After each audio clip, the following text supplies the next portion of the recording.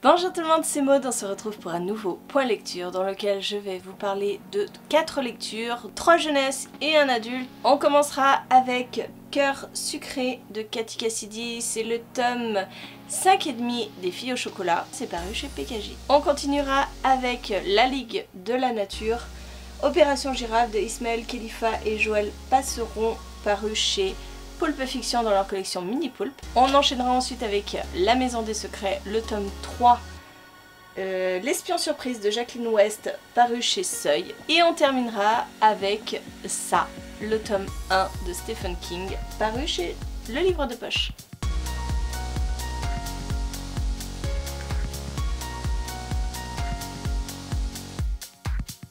Allez, on commence tout de suite avec Cœur sucré, c'est une histoire en hors-série des filles au chocolat. Vous le savez, j'aime beaucoup cette petite saga jeunesse qui aborde à chaque fois des thèmes très précis dans chacun des tomes en fonction des filles de la famille Tenbury. Nous sommes ici dans deux courtes histoires sur Summer, enfin qui gravitent autour de Summer, cette jeune fille qui est passionnée par la danse mais qui souffre d'anorexie.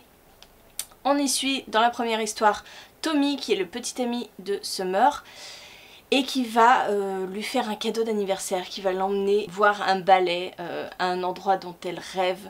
Elle rêve de danser dans cet opéra, bref, un rêve qui se concrétise, c'était très mignon.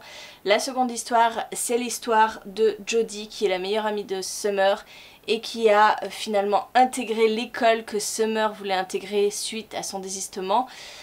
Et voilà, ensuite Jodie qui prend ses marques dans cette nouvelle école. Alors Jodie est particulière puisqu'elle n'est pas toute fine, toute mince comme toutes les filles de l'école ou comme Summer du fait de son anorexie. Non, Jodie est plus en chair, mais elle se sent pas à sa place. Bref, elle discute avec Summer.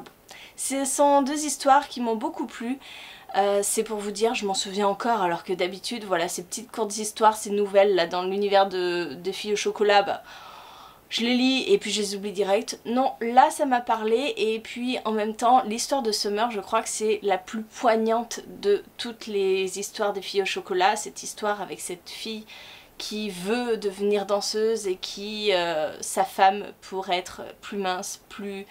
Bref. Déjà à la base l'histoire de Summer me touchait, mais là, graviter autour d'elle, c'était plutôt agréable. On continue avec La Ligue de la Nature, c'est le second tome que je lis dans cet univers là. On y suit des jeunes gens qui ont un lien particulier avec la nature. Par exemple, Mutaru lui parle aux arbres. Il s'est découvert ce pouvoir dans le tome précédent, c'était au secours du baleineau.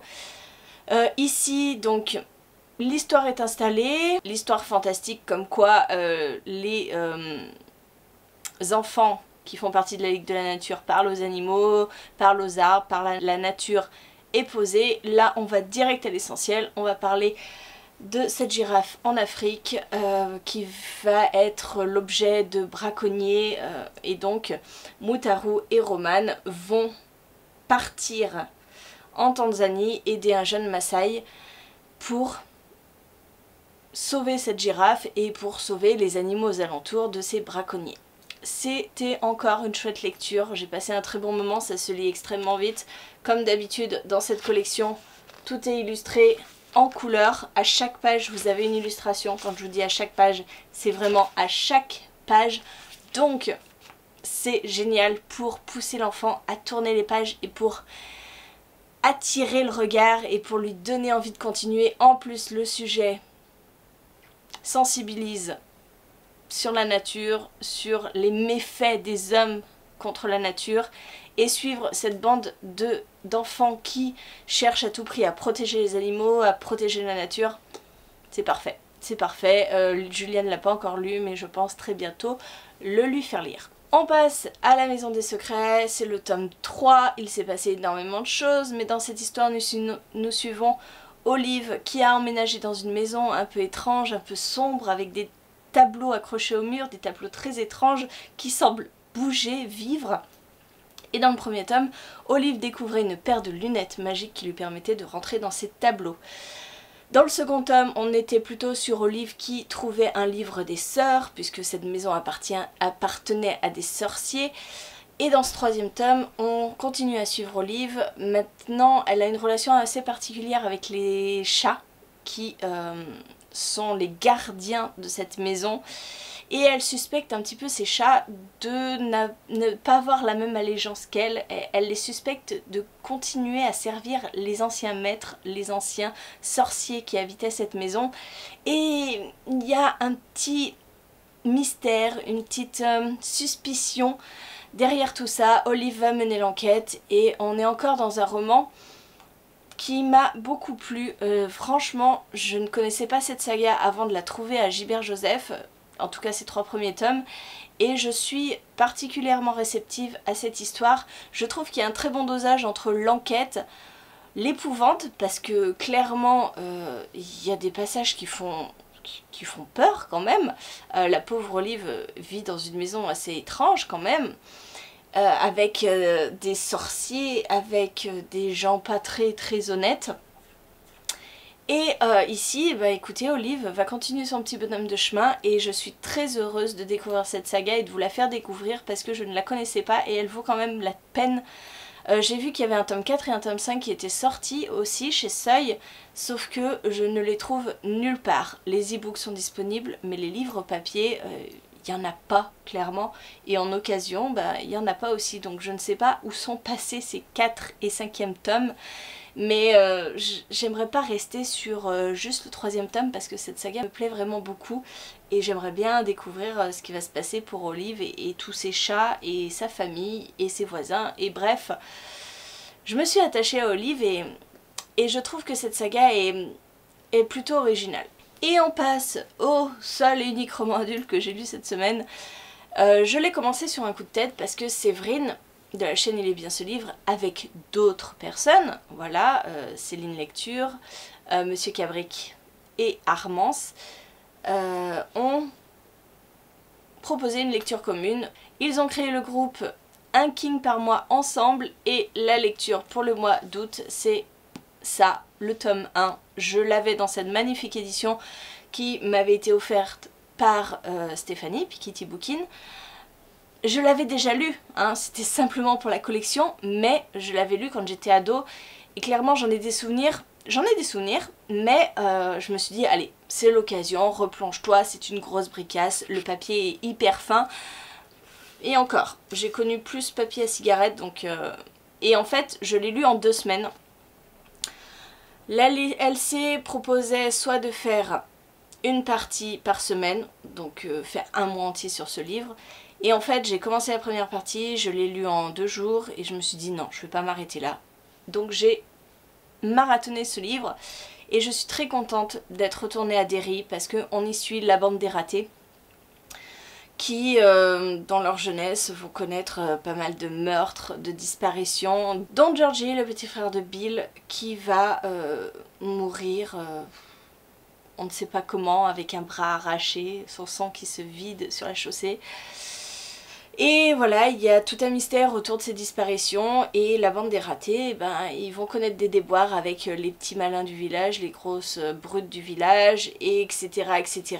Et 27 ans plus tard, chacun d'eux va recevoir un coup de fil qui leur dit que ça est de retour, qu'ils doivent tenir leurs promesses et revenir l'affronter.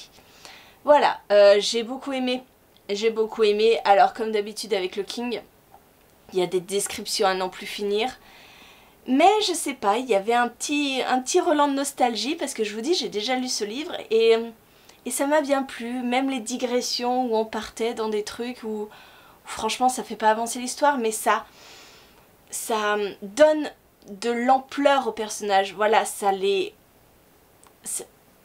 structure, ça leur donne de l'ampleur, ça les fait exister, voilà, toutes ces digressions, bah, elles sont utiles pour que les personnages s'étoffent et qu'on